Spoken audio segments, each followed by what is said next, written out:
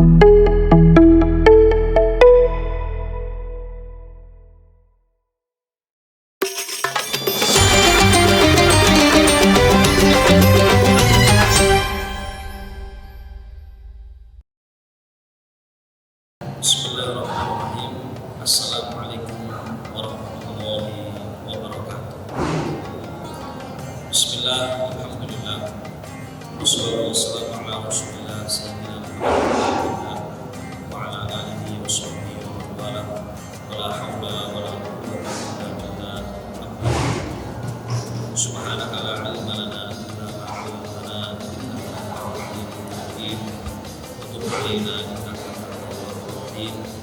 Rabbi shrah li sadri wa yassir li amri wahlul 'uqdatam min lisani yafqahu qawli. Amin ya rabbal alamin. Allahumma shalli ala sayyidina Muhammadin al-Fatih lima ughliqa wal khatim lima sabaqa nasiril haqqi bil haqq wal hadi ila siratal mustaqim wa ala alihi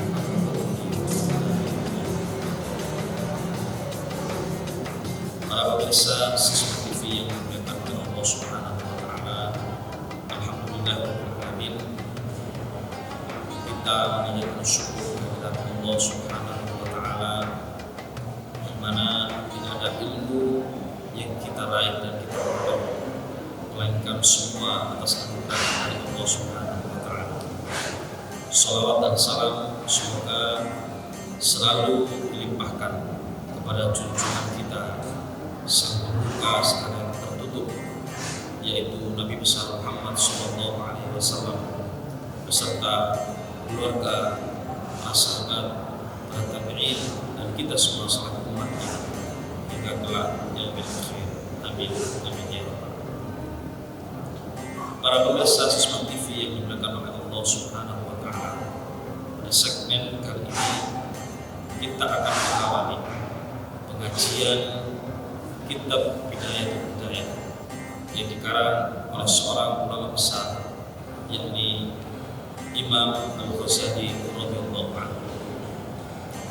Sebelum kita memulai pengajian Kitab Bidayatul Hidayah, ada kalanya atau baiknya kita mengenal siapa Imam Al-Ghazali dan apa itu Kitab Bidayatul Hidayah, sehingga ini akan menjadikan tambahan motivasi bagi kita di awal-awal pertemuan kita untuk semangat mengkaji Kitab Bidayatul Hidayah, dan tidak hanya berhenti sampai di situ, tapi juga mengamalkan Kitab Bidayatul Hidayah itu dalam kehidupan kita sehari-hari. Para pemirsa yang dimuliakan oleh Allah Subhanahu wa taala, kita tentu sering mendengar nama Imam Al-Ghazali. Beliau nama lengkapnya adalah Abu Hamid Muhammad bin Ahmad Al-Ghazali, atau sering kita dengar Imam Al-Ghazali. Jadi nama beliau adalah Abu Hamid Muhammad nama beliau. Abu Hamid adalah putra beliau, sehingga beliau diberi gelar Abu Hamid, ayahnya Hamid, yaitu Muhammad. Kemudian memiliki ayah bernama Muhammad, memiliki kakek bernama Muhammad, dan di atas lagi bin Ahmad Al-Ghazali. Beliau lahir di sebuah desa yang bernama Ghazal, sehingga ini menjadi penisbatan nama beliau di belakang, yaitu Ghazala, sehingga beliau diberi nama dengan Imam Al-Ghazali. Ya, ini desa ini terletak di kota Tus yang saat ini menjadi wilayah dari negeri Irak. Ada juga yang mengatakan bahwa Al-Ghazali itu diambil dari pekerjaan ayah beliau, yaitu pemintal benang, yang dalam bahasa Arab disebut Ghazzal, sehingga beliau diberi gelar Imam Al-Ghazali, seorang imam, putra dari seseorang yang memiliki pekerjaan sebagai pemintal benang. Begitulah adat-adat di negeri Arab, memberikan julukan-julukan tertentu kepada seseorang, ada kalanya sesuai dengan daerah kelahirannya, ada pula dengan pekerjaannya. Tetapi mana yang benar itu tidaklah terlalu penting dan tidak mengurangi keluhuran dan keagungan dari Imam Al-Ghazali.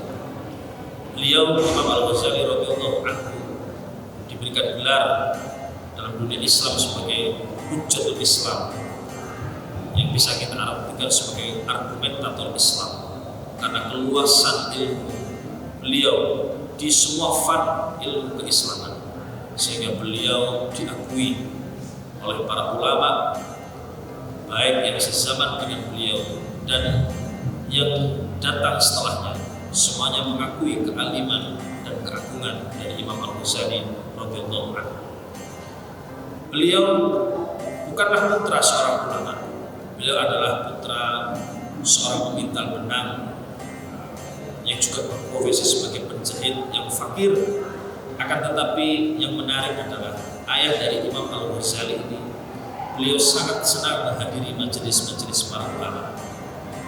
Beliau sangat senang menghadiri majelis-majelis ilmu yang digelar oleh para masyayikh di negerinya. Dan ketika beliau mendengarkan para ulama-ulama fikih berfatwa, ada kalanya kadang-kadang beliau meneteskan air mata dan berdoa kepada Allah, mudah-mudahan dikaruniai seorang putra yang ahli fikih. Dan ketika beliau hadiri majelis-majelis mau'idatul hasanah, majelis-majelis ceramah para ulama-ulama besar, kadang-kala beliau pun juga menangis dan diam-diam berdoa kepada Allah, ingin dianugerahi seorang putra yang ahli berceramah, ahli menyampaikan ajaran-ajaran agama Islam. Dan karena ayah Imam Al-Ghazali ini adalah seorang yang fakir, tetapi beliau ini adalah seorang yang jujur, yang tidak makan kecuali dari rezekinya yang halal, tidak makan kecuali dari jerih payahnya sendiri. Pada akhirnya Allah Subhanahu wa taala mengabulkan keinginan seorang ayah yang soleh, sekalipun beliau bukan seorang ulama, akan tetapi karena beliau sangat menjaga makanan yang masuk ke dalam perutnya, dan karena beliau sangat mencintai dan mengagungkan para ulama, pada akhirnya Allah Subhanahu wa taala memberikan anugerah dua orang putra, yaitu yang pertama adalah Imam Al-Ghazali sendiri yang menjadi seorang ahli fikih dan sufi yang tiada tandingnya di dalam dunia Islam, dan putranya yang kedua yang bernama Ahmad. Beliau pada akhirnya menjadi seorang ulama yang ahli khutbah dan yang ahli berceramah sesuai dengan keinginan ayah Imam Al-Ghazali. Para pemirsa yang dimuliakan oleh Allah Subhanahu wa taala, sungguh indah apabila kita melihat latar belakang kelahiran Imam Al-Ghazali. Beliau ternyata bukan dilahirkan dari seorang ulama besar, akan tetapi dari seorang yang fakir, akan tetapi di hatinya ada kecintaan kepada Allah, kepada Rasulullah dan kepada para ulama. Dan ini harus menjadi motivasi bagi kita. Apabila kita memang telah terlewat masa-masa untuk belajar agama, sehingga kita tidak menjadi seorang ulama atau kita tidak menjadi seorang kiai, dan kita juga bukan dari keluarga kiai atau ulama, jangan berkecil hati, jangan bersedih, karena Allah Subhanahu wa taala amat sangat mungkin mengangkat derajat seseorang kepada derajat yang paling mulia, asalkan dengan modal keimanan dan kecintaan yang besar kepada para ulama. Dan ini sudah dibuktikan oleh ayahanda Imam Al-Ghazali, berkat kecintaan beliau dan berkat penjagaan beliau kepada rezekinya tidak akan masuk dalam perutnya kecuali yang halal, maka Allah Subhanahu wa taala menganugerahkan dua putra, yang salah satunya adalah Imam Al-Ghazali yang kemasyhuran namanya tidak akan lekang oleh waktu dan telah terbukti dan telah diakui oleh ulama sepanjang zaman. Ilmunya sangat bermanfaat dan telah mengantarkan berjuta-juta orang mencapai kedudukan yang tinggi di hadapan Allah Subhanahu wa taala berkat karangan-karangan Imam Al-Ghazali yang penuh dengan cahaya, yang penuh dengan nur dari Allah Subhanahu wa taala. Para pemirsa yang dimuliakan oleh Allah Subhanahu wa taala, beliau berguru kepada ulama-ulama besar, dan murid-murid beliau pun juga menjadi ulama-ulama besar. Karya-karya beliau juga amat sangat banyak dan menjadi karya-karya rujukan yang amat besar. Di antaranya yang paling terkenal adalah karya beliau yang fenomenal, yaitu kitab Ihya Ulumuddin, yang menjadi masterpiece, menjadi kitab tasawuf rujukan oleh para ulama dan para umat yang berhaluan Ahlus Sunnah wal Jamaah. Dan dari kitab Ihya Ulumuddin itulah kita mengetahui banyak para orang-orang yang telah mencapai kedudukan yang besar, menjadi alim, menjadi arif billah, bahkan mencapai tingkat waliullah, menjadi kekasih Allah berkat mempelajari dan mengamalkan kitab karangan Imam Al-Ghazali yaitu Ihya Ulumuddin. Bahkan di dalam mukadimah kitab Ihya Ulumuddin yang diberikan oleh para ulama, pengantar-pengantar yang diberikan atau catatan-catatan yang diberikan oleh para ulama di dalam pembukaan kitab Ihya Ulumuddin menyebutkan Ihya itu laksana Al-Quran, hampir-hampir Ihya itu seperti Al-Quran, mengingat isinya yang begitu penting dan sangat mendetail di dalam membahas semua lini kehidupan umat Islam. Bahkan ada ulama yang mengatakan apabila semua kitab-kitab rujukan umat Islam di dunia hilang dan hanya tersisa kitab Ihya Ulumuddin saja, maka itu sudah sangat mencukupi, bahkan lebih dari cukup apabila seseorang hanya bukan pada kitab Ihya Ulumuddin di dalam menjaga keselamatan di hadapan Allah Subhanahu wa Ta'ala. Para pemirsa yang dimuliakan oleh Allah Subhanahu wa Ta'ala, itulah sekilas perjalanan dan kisah dari Imam Al-Ghazali radhiyallahu anhu yang kitabnya akan kita pelajari pada segmen kali ini dan segmen-segmen selanjutnya, yaitu salah satu kitab beliau yang juga amat masyhur dipelajari oleh santri-santri khususnya di negeri kita di Indonesia, yaitu kitab Hidayatul Hidayah. Para pemirsa yang dimuliakan oleh Allah Subhanahu wa Ta'ala, kitab ini memang tidak terlalu tebal, akan tetapi isinya begitu padat. Di dalam kitab Hidayatul Hidayah, yang kalau kita artikan dalam bahasa Indonesia, Hidayatul Hidayah itu adalah permulaan hidayah atau permulaan petunjuk, atau dalam bahasa yang sudah kita pahami, kitab ini menjelaskan tentang petunjuk bagaimana kita menggapai hidayah dari Allah Subhanahu wa Ta'ala. Setapak demi setapak, selangkah demi selangkah, Imam Al-Ghazali menuntun kita dalam kitab Hidayah ini bagaimana cara kita untuk meraih hidayah Allah Subhanahu wa Ta'ala. Karena segala sesuatu itu memiliki permulaan dan segala sesuatu juga memiliki garis akhirnya. Dan untuk mencapai garis akhir yang kita tuju itu hidayah Allah Subhanahu wa Ta'ala, maka kita harus menempuh permulaan-permulaan sebagaimana nanti akan dijelaskan dalam kitab Hidayatul Hidayah. Di dalam kitab Hidayatul Hidayah ini sudah tercakup masalah akidah, masalah fikih khususnya yang berhubungan dengan kehidupan sehari-hari, dan di akhir-akhir nanti juga akan membahas mengenai masalah tasawuf, yang mana ketiga ilmu ini, akidah, fikih, dan tasawuf adalah tiga ilmu utama yang wajib dipelajari oleh seorang muslim. Maka ada ulama yang mengatakan bila mana sempit waktu kita untuk belajar agama, maka cukuplah kita ini sebenarnya berpegang pada kitab Hidayatul Hidayah sebagai pegangan kita, dan kita amalkan dalam kehidupan kita hingga akhir hayat kita. Maka kitab Hidayatul Hidayah ini sudah cukup menjadi bekal kita untuk menjalani kehidupan kita ini. Ada juga satu lagi, yaitu kitab Sulamut Taufik, yang isinya juga menerangkan mengenai akidah, mengenai fikih, dan juga dalamnya ada unsur tasawuf. Maka bagi orang-orang kebanyakan, orang-orang muslim kebanyakan pada era saat ini yang mungkin tidak sempat lagi belajar banyak fan atau bidang ilmu Islam, maka amat sangat baik sekali mengikuti kajian kitab Hidayatul Hidayah ini, yang menjadi standar seorang itu cukup dikatakan sebagai seorang muslim yang baik apabila dia memahami serta mengamalkan kitab Hidayatul Hidayah. Mudah-mudahan Allah Subhanahu wa Ta'ala memberikan pertolongan kepada kita, memberikan petunjuk kepada kita untuk kita istiqomah mengaji kitab Hidayatul Hidayah ini, dan semoga Allah Subhanahu wa Ta'ala membukakan pemahaman yang baik kepada kita semua, sehingga kita bisa memahami kalam-kalam hikmah yang ditulis oleh Imam Al-Ghazali dalam kitab Hidayatul Hidayah ini. Dan semoga Allah juga memberikan taufik kepada kita untuk bisa mengamalkan apa yang telah beliau tulis dalam kitab Hidayatul Hidayah.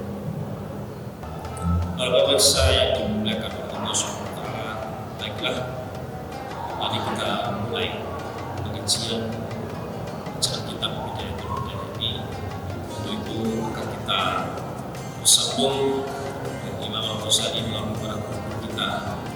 baiknya kita awali dengan membaca surah Al-Fatihah.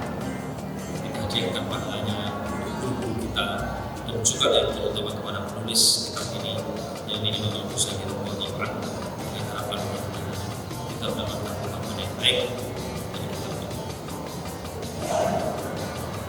Ala hadinya wa ala kulli Nabi Mustafa Muhammad sallallahu alaihi wasallam, khususnya ila musannif hadal Imam Al-Ghazali radhiyallahu ta'ala anhu, wa jami'il masyayikh wa syaykhih wa jami'il masyayikhina wa masyayikhih, khususnya ila wahina sallallahu alaihi wasallam. Syaikhullah lana wa lakum al-Fatihah. A'udzu billahi minasyaitonir rajim. Bismillahirrahmanirrahim. Alhamdulillahi rabbil alamin. Ar-Rahmanir Rahim. Maliki yaumiddin. Iyyaka na'budu wa iyyaka nasta'in. Ihdinas siratal mustaqim. Siratal ladzina an'amta 'alaihim ghairil maghdubi 'alaihim waladdallin. Rabbi ighfirli wa liwalidayya wal mu'minina.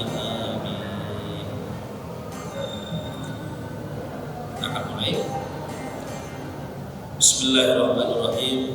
Qala al-musannifu radhiyallahu ta'ala anhu wa nafa'ana bihi wa bi ulumihi fid dharain. Bismillahirrahmanirrahim. Qala asy-syaikhul imam al-alim al-allamah hujjatul islam wa barakatul anam Abu Hamid Muhammad bin Muhammad Al-Ghazali At-Tusi qaddasallahu ruhahu wa nawwara dharihahu. Amin. Kita berhenti sampai di sini dulu. Para pemirsa yang dimuliakan oleh Allah Subhanahu wa taala, di permulaan kitab ini dan juga di semua kitab-kitab kita akan menemukan bahwa para musannif atau para pengarang selalu mengawali karangannya dengan lafaz Bismillahirrahmanirrahim. Mengapa ini selalu ditulis? Kita sebaiknya perlu mengetahui alasan mengapa para ulama di setiap karangannya selalu menulis Bismillahirrahmanirrahim. Ada beberapa sebab. Yang pertama adalah mengikuti kitab suci Al-Quran, yang mana kalau kita perhatikan bahwa Al-Quran diturunkan yang telah disusun menjadi mushaf diawali dengan lafaz Bismillahirrahmanirrahim yang menjadi bagian dari surat Al-Fatihah. Maka mengawali penulisan kita dengan lafaz Bismillahirrahmanirrahim itu sama dengan mengikuti apa yang telah disusun oleh Allah Subhanahu wa taala dalam kitab suci Al-Quran. Dan di dalam mengikuti kitab suci Al-Quran itu ada keberkahan yang luar biasa. Maka para ulama, pengarang kitab itu selalu mengawali tulisannya dengan Bismillahirrahmanirrahim. Yang kedua adalah mengamalkan hadis Rasulullah SAW di mana beliau bersabda, "Kullu amrin dhibalin la yubda'u basmalah fahuwa aqta." Di ayat lain dia mengatakan fahuwa aqta.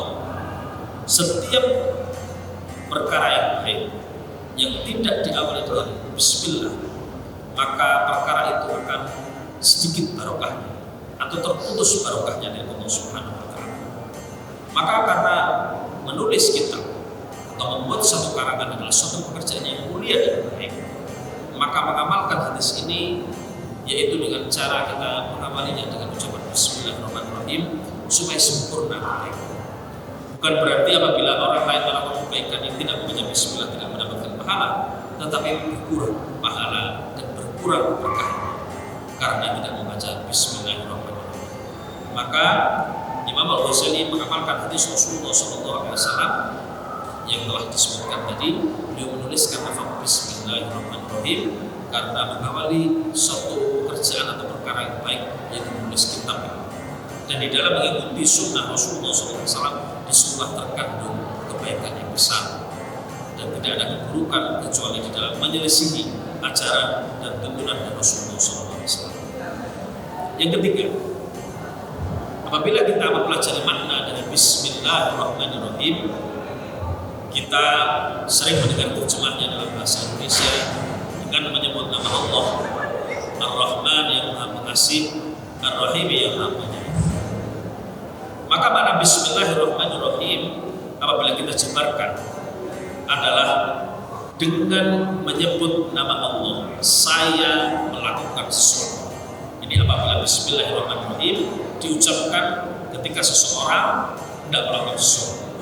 Misalkan ketika seseorang akan bekerja, kemudian beliau mengucapkan Bismillahirrahmanirrahim, maka maknanya seolah-olah adalah dengan menyebut nama Allah, saya memulai bekerja. Ketika seseorang akan makan, kemudian beliau membaca Bismillahirrahmanirrahim, maka seolah-olah maknanya dengan menyebut nama Allah, saya memulai makan. Termasuk juga Imam Al-Ghazali di sini ketika memulai karangannya dengan ucapan Bismillahirrahmanirrahim, beliau dalam jabaran maknanya seolah-olah mengatakan Bismillahirrahmanirrahim dengan menyebut nama Allah, aku memulai menulis kitab ini. Dan di dalam kalimat Bismillahirrahmanirrahim ini ada suatu kandungan yang besar. Ketika seseorang mengawali aktivitasnya, termasuk Imam Ghazali dalam hal ini menulis kitab menyebut Bismillahirrahmanirrahim dengan menyebut nama Allah, dengan mengharap pertolongan Allah, dengan memohon ridho Allah, saya menulis kitab ini. Ini artinya Imam Al-Ghazali radhiyallahu anhu di dalam menulis kitab ini semata-mata hanya menyandarkan kepada Allah Subhanahu wa taala, hanya mengharapkan pertolongan Allah Subhanahu wa taala. Ini adalah bentuk tawadhu yang luar biasa dari seorang ulama seperti Imam Ghazali. Sekalipun beliau seorang alim, sekalipun beliau seorang ulama besar yang memahami berbagai macam ilmu dalam agama Islam, tetapi beliau menyandarkan semua pengetahuan itu hanya kepada Allah Subhanahu wa taala. Beliau tidak mengatakan, aku menulis kitab ini dengan ilmu, tidak, tapi dengan mengharap pertolongan Allah Subhanahu wa taala. Aku mulai menulis kitab. Sehingga dari situ tampaklah ketawaduan, keikhlasan Imam Al-Ghazali, bahwa beliau semata-mata menulis kalimat demi kalimat dalam kitab ini adalah semata dengan petunjuk dan taufik dari Allah SWT, dengan pertolongan Allah SWT. Beliau tidak menyandarkan kepada ilmunya yang luas, tapi beliau menyandarkan hanya kepada Allah SWT. Sehingga ketika kita mengawali sesuatu dengan mengucapkan Bismillahirrahmanirrahim, itu sama dengan kita melibatkan Allah Subhanahu wa taala dalam aktivitas kita. Pemirsa siswa TV yang dimuliakan oleh Allah Subhanahu wa taala. Kemudian kalau kita membaca makna dengan menyebut nama Allah Ar-Rahman Ar-Rahim, yang Maha Pengasih dan Maha Penyayang. Sekilas di dalam bahasa Indonesia makna Ar-Rahman dan Ar-Rahim ini seperti sebuah sinonim atau sama, Maha Pengasih dan Maha Penyayang. Tetapi di dalam bahasa Arab tidaklah demikian. Penambahan huruf atau pengurangan huruf itu berdampak pada maknanya. Meskipun sama-sama dari huruf Ra, Ha, Mim, Rahman yang menjadi Rahman, yang satu menjadi Rahim, tapi dari akar huruf yang sama yaitu Ra, Ha, dan Mim. Tapi begitu ada penambahan huruf yang lain, maka ini juga akan berdampak pada makna. Dan para ulama yang sering kita dengar dalam memaknai lafaz Ar-Rahman, Ar-Rahim adalah Ar-Rahman adalah sifat pengasihnya Allah Subhanahu wa taala yang diberikan kepada semua makhluk yang di dunia ini. Tidak pandang itu manusiakah atau itu hewankah atau itu tumbuhankah, semua diberi kasih sayang rahmat oleh Allah Subhanahu wa taala. Sehingga kita lihat manusia bisa makan, bisa minum, bisa menghirup udara. Para hewan-hewan juga bisa makan, bisa berkembang biak, begitu tumbuhan. Ini adalah semua bentuk rahmat Allah yang terkandung dalam sifat Allah Ar-Rahman yang global. Bahkan manusia pun tidak hanya yang Muslim saja, tetapi juga orang-orang di luar agama Islam pun, bahkan yang tidak percaya Tuhan pun, Allah tetap merawat mereka, Allah tetap beri kasih sayang kepada mereka, sehingga mereka tetap bisa makan, mereka tetap bisa minum, mereka tetap bisa berkembang. beraktivitas di muka bumi ini. Karena itu adalah sifat rahmatnya Allah Subhanahu wa taala. Seandainya kasih sayang Allah Ta'ala itu hanya diberikan kepada orang-orang Islam atau orang beriman saja, niscaya tidak ada yang tersisa di bumi ini dari orang-orang selain Islam. Tetapi kenyataannya kita melihat, bahkan mungkin sering kita melihat ada orang-orang di luar Islam yang dari sisi ekonomi mereka lebih kaya daripada kita. Apa itu? Padahal mereka tidak pernah sholat, tidak pernah sujud kepada Allah. Sementara kita mungkin yang sujud setiap hari, yang berzikir, baca Al-Quran, kehidupan terasa begini-begini saja. Itulah rahmat Allah yang terkandung dalam sifat Allah. Sementara sifat Ar-Rahim ini lebih khusus lagi. Ar-Rahim, rahmat Allah yang terkandung dalam sifat Ar-Rahim ini hanya akan diberikan kepada Allah pada hamba-hambanya yang beriman dan hanya diberikan kelak di akhirat. Maka berbeda. Sifat rahmat Allah Subhanahu wa taala mencakup seluruh makhluknya, tapi sifat Ar-Rahim Allah Subhanahu wa taala terbatas. Tertentu yang beriman, bertakwa kepada Allah Subhanahu wa taala dan hanya diberikan kepada hamba-hambanya itu kelak di akhirat. Maka di sini jelas ada perbedaannya antara makna Ar-Rahman dan Ar-Rahim. Mudah-mudahan kita semua mendapatkan Ar-Rahman dan Ar-Rahim dari Allah Subhanahu wa taala. Dunia dan di akhirat kita tak dirahmati oleh Allah Subhanahu. Adapun orang-orang kafir, orang yang tidak beriman, maka rahmat Allah terhenti di dunia saja. Dia tidak mendapatkan rahimnya Allah di akhirat. Dia tidak mendapatkan kebaikan di akhirat. Dia tidak dibalas kebaikannya oleh Allah Subhanahu di akhirat. Maka kalau di dunia ini kita melihat ada orang selain Islam, ya, dia mendapatkan kebaikan, kita tidak perlu terheran-heran. Itulah rahmat Allah Subhanahu wa taala yang tercakup dalam sifat Ar-Rahman Allah Subhanahu wa taala. Sehingga meskipun dia itu orang non-muslim, dia berbuat baik, kemudian karena kebaikannya itu dia mendapatkan simpati dari masyarakat, dia mendapatkan kebaikan-kebaikan dari masyarakat, mendapatkan feedback yang baik karena dia mungkin rajin menolong, ya, karena dia mungkin membuat amal sumbangan-sumbangan dan seterusnya, dia banyak membantu orang-orang yang kesusahan. Dia mendapatkan feedback juga di dunia ini berupa penghargaan dari sesamanya, berupa kemasyhuran mungkin ya, bukan juga mungkin berupa rezeki. Itu adalah rahmatnya Allah Subhanahu wa taala. Tapi di akhirat tunggu dulu. Itu yang membedakan antara rahman dan rahmatnya Allah Subhanahu wa taala. Luar biasa. Itu sekilas mengenai Bismillahirrahmanirrahim. Pemirsa yang dimuliakan oleh Allah Subhanahu wa taala, itulah makna dari Bismillahirrahmanirrahim. Ada satu faedah dari para ulama yang sudah masyhur dan boleh kita amalkan. Dicatatkan oleh para ulama bahwa barang siapa yang membaca Bismillahirrahmanirrahim 21 kali sebelum tidur, maka dalam tidurnya dia akan dijaga oleh Allah Subhanahu wa taala dari semua bahaya hingga jatuh. Tentu Bismillahirrahmanirrahim ini memiliki fadilah dan keutamaan yang banyak sekali. Akan tetapi tentu tidak di sini tempatnya kita untuk menjelaskan mengenai faidah-faidah yang besar dari Bismillahirrahmanirrahim. Artinya Bismillahirrahmanirrahim kita maknai secara dalam juga bisa kita jadikan zikir atau wiridan kita. Yang dengan itu nanti kita akan memperoleh berbagai kebaikan dan rahmat Allah Subhanahu. Para pemirsa yang dimuliakan Allah Subhanahu, demikianlah segmen kali ini kita membahas mengenai satu kalimat dari mukadimah kita pindah terkait dengan bahasanya yang lafaz Bismillahirrahmanirrahim. Insyaallah akan kita lanjutkan keterangan mengenai mukadimah kita pindah terkait ini pada pertemuan selanjutnya. Mudah-mudahan Allah Subhanahu